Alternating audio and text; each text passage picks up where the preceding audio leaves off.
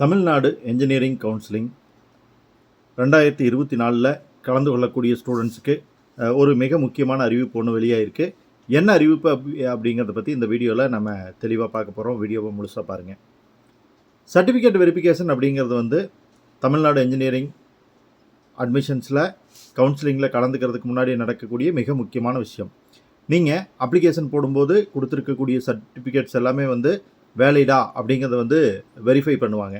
பொதுவாக special category, general category எதுவாக இருந்தாலும் உங்களுக்கு டிஎஃப்சி சென்டர்லேயே வெரிஃபிகேஷன் பண்ணிடுவாங்க. ஆனால் இந்த எமினன்ட் ஸ்போர்ட்ஸ் பர்சன் அப்படிங்கிற கேட்டகரிக்கு கீழே வரக்கூடிய ஸ்டூடெண்ட்ஸ்க்கு மட்டும் நீங்கள் இன்பர்சன், அதாவது நேரடியாக உங்களுடைய சர்டிஃபிகேட்ஸை கொண்டுக்கிட்டு போய் வெரிஃபை பண்ணிவிட்டு வரணும்.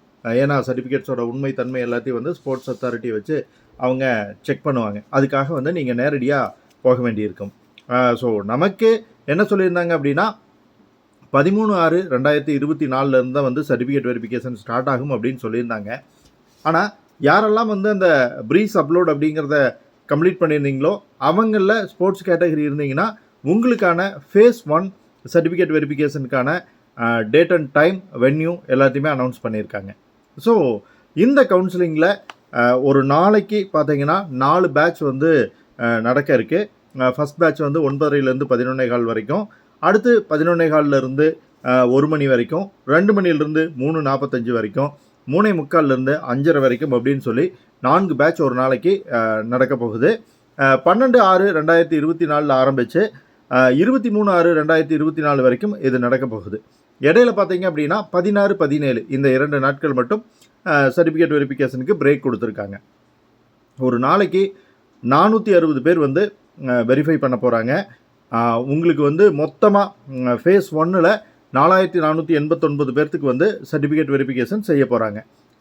இன்னும் நிறைய ஸ்டூடெண்ட்ஸ் ஸ்போர்ட்ஸ் கேட்டகரியில் அப்ளை பண்ணியிருப்பீங்க. அவங்க எல்லாமே ஃபேஸ் 2ல் வருவீங்க. அதாவது 23ஆம் தேதிக்கு அப்புறம் 30ஆம் தேதிக்குள்ளே உங்களோட சர்டிஃபிகேட்ஸையும் வெரிஃபை பண்ணிடுவாங்க.